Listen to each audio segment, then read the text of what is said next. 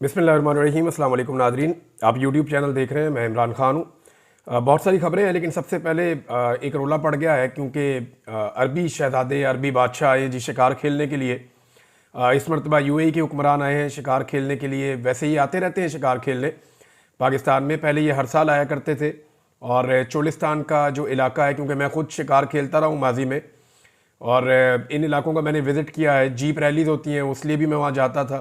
कुछ मेरे दोस्त हैं जो चोलिस्तान के अंदर जो है वो ट्रैकिंग करते हैं, उनके साथ भी मैं जाता था। तो मैंने पाकिस्तान में हर इलाका ही घूमा हुआ है। तो इन एरियाज़ में जब मैं जाता था तो जो हमारे गाइड्स हैं वो बताते थे कि अबू धाबी का इलाका शुरू हो गया। तो मुझे शुरू में अजीब लगता था। वो कहते थे अब यूएई का इलाका शुरू हो गया। फिर वो बताते थे यहाँ पे फ़लाँ मुल्क का इलाका शुरू हो गया, फ़लाँ एरिया के जो हुक्मरान है उनका ये एरिया है। तो मामला ये ऐसे है कि चोलिस्तान के अंदर बहुत बड़े बड़े यानी सैकड़ों किलोमीटर का जो रकबा है वो जब शुरू होता है तो ये जनाब अबू धाबी वालों का है। और वहाँ पे थ्रू आउट द ईयर सारा साल उनकी सिक्योरिटी रहती है, उनके लोग रहते हैं, उनकी गाड़ियाँ रहती हैं। वो उन इलाकों को महफूज रखते हैं अपने हुक्मरानों के लिए। इसी तरह जो अगला एरिया है वो अबू धाबी का आ जाएगा।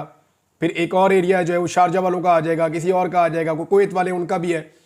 तो वो जितने शहजादे या बादशाह हैं, जो ताकतवर लोग हैं, उन्होंने पाकिस्तान की एस्टेब्लिशमेंट के साथ एक ताल्लुक़ रखा हुआ है। और उसकी बुनियाद के ऊपर एक खामोश एग्रीमेंट है कि ये एरियाज़ हमारे, और वहाँ पे वो अपनी सिक्योरिटी और अपना पूरा निज़ाम रखते हैं। उनकी वर्कशॉप्स वहाँ पे होती हैं, उनकी गाड़ियाँ वहाँ पे होती हैं, उनका एक बजट है जो हर साल वो भेजते हैं और वहाँ पे वो प्रोटेक्शन करते हैं।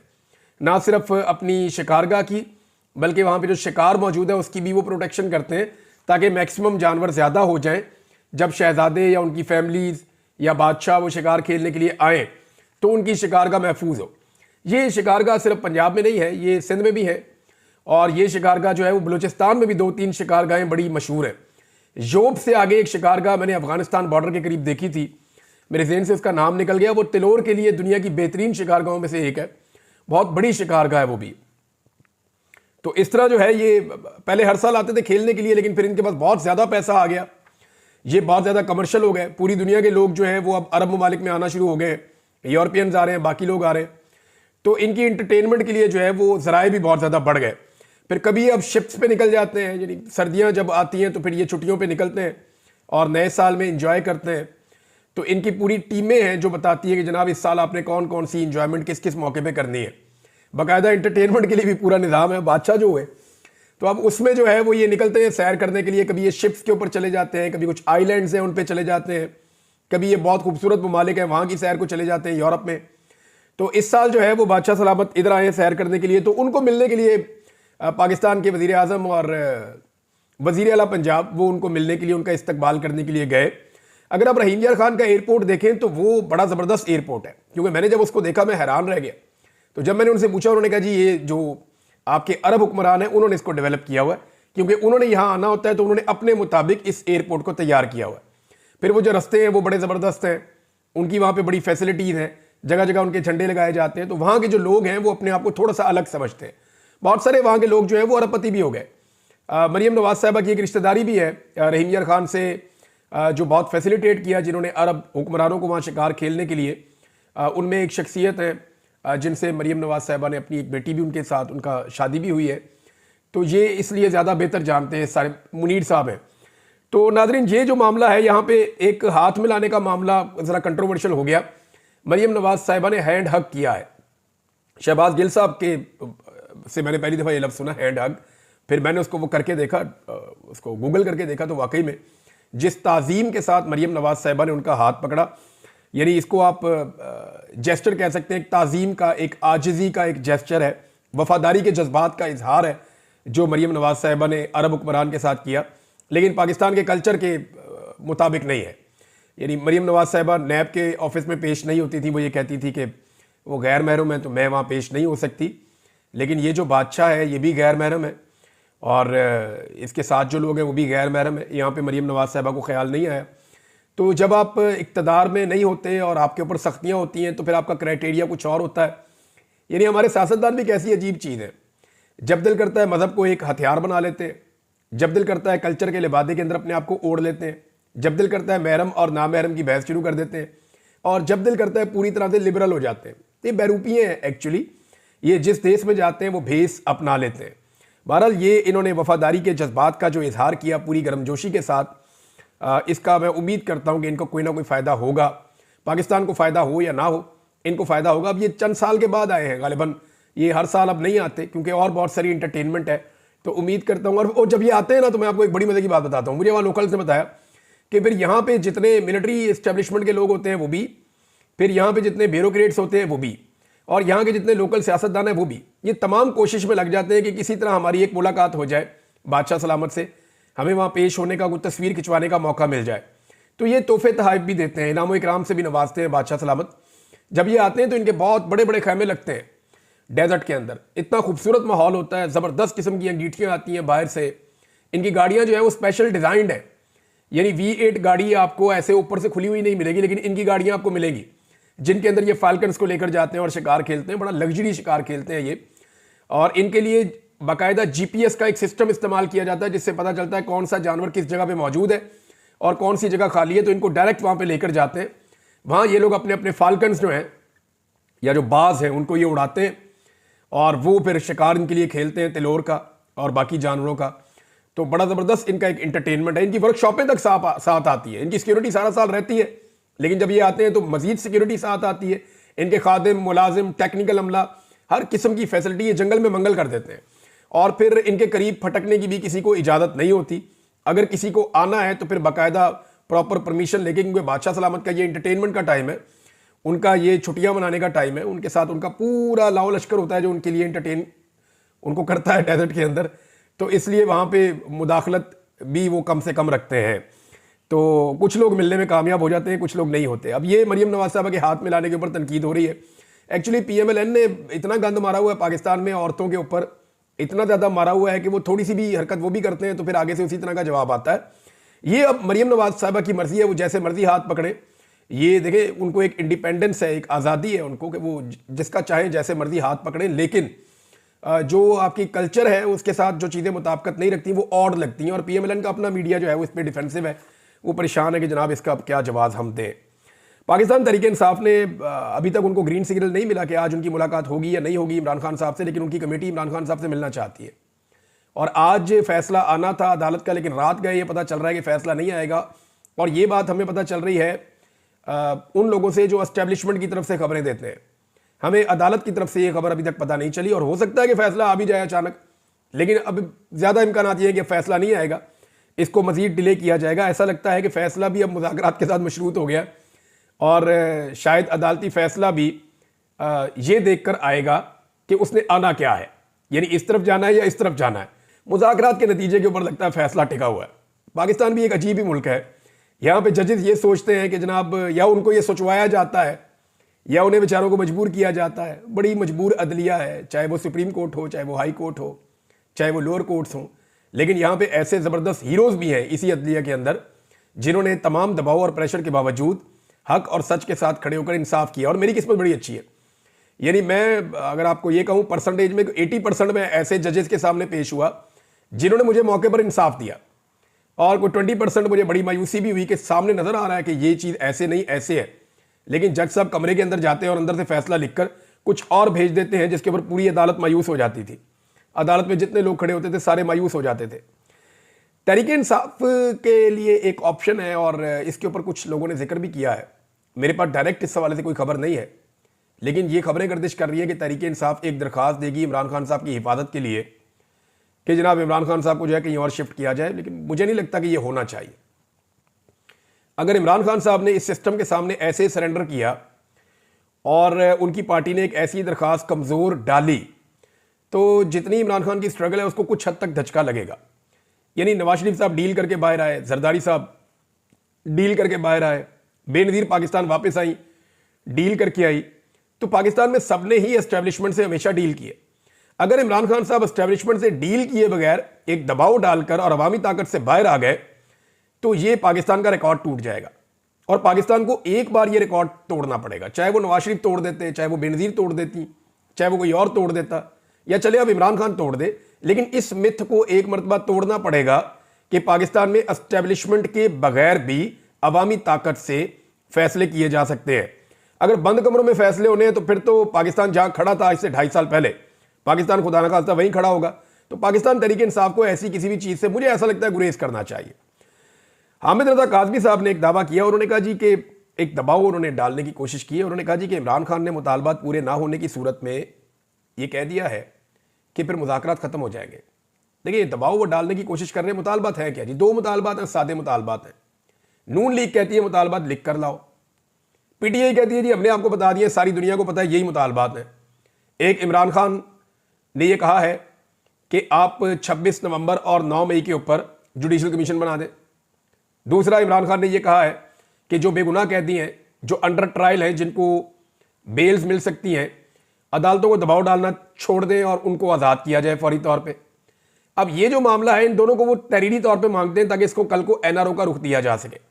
पाकिस्तान तहरीक इंसाफ कहती है जनाब यही है, ये दो चीज़ें आप मान लें तो हम आगे बढ़ जाते हैं। अगर ये नहीं मानेंगे तो फिर इमरान खान साहब की पार्टी ने इस वक्त जो हिकमत अमली बनाई हुई है वो मैं आपको बता देता हूं कि आने वाले दिनों में वो एक लॉन्ग मार्च की तैयारी फिर से कर रहे हैं और ये आपको मौसम बहार में लॉन्ग मार्च नजर आएगा।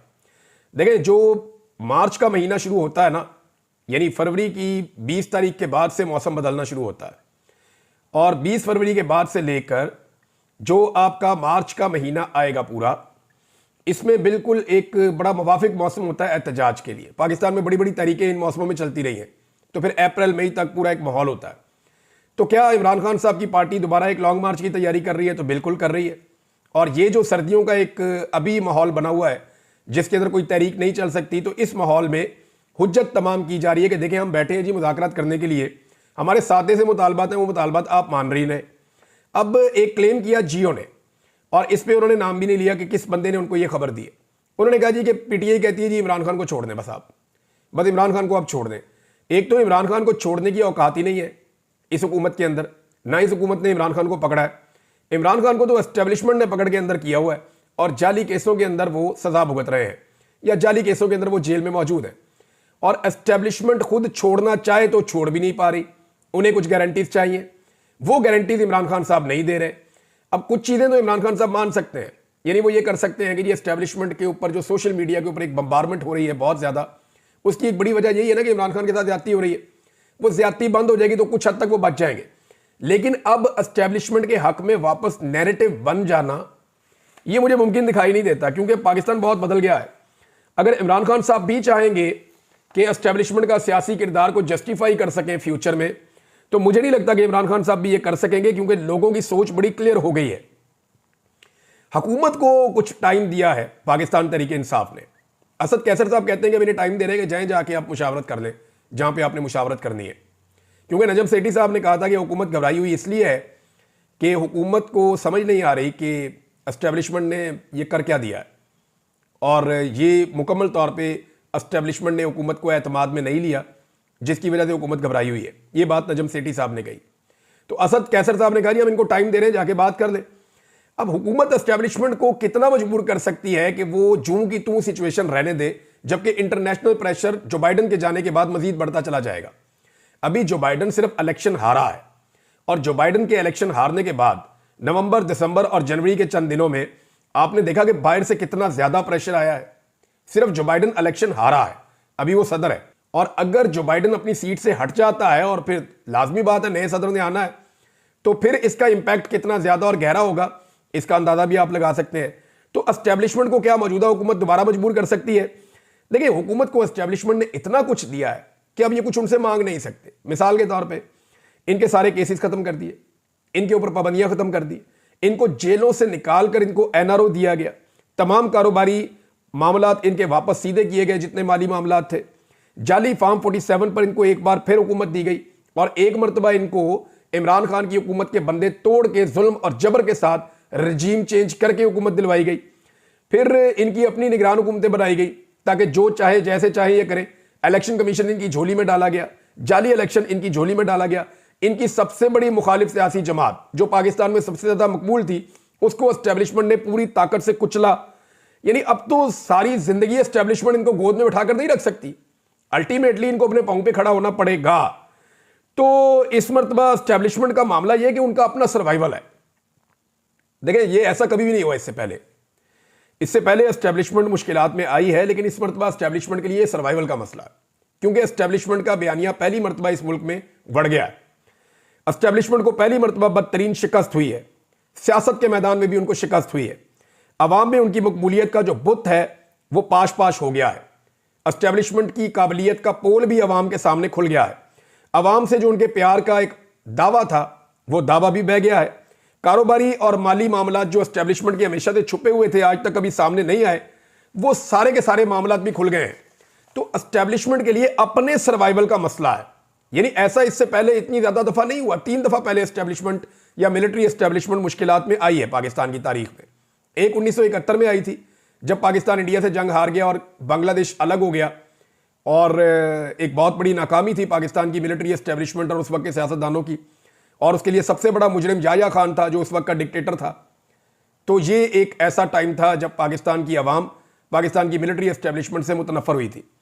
दूसरी मरतबा जब जुल्फिकार अली भुट्टो साहब को फांसी दी गई थी, लेकिन उसका इतना इंपैक्ट बन नहीं पाया क्योंकि जुल्म और जबर बहुत किया गया था ज़िया-उल-हक की जानिब से।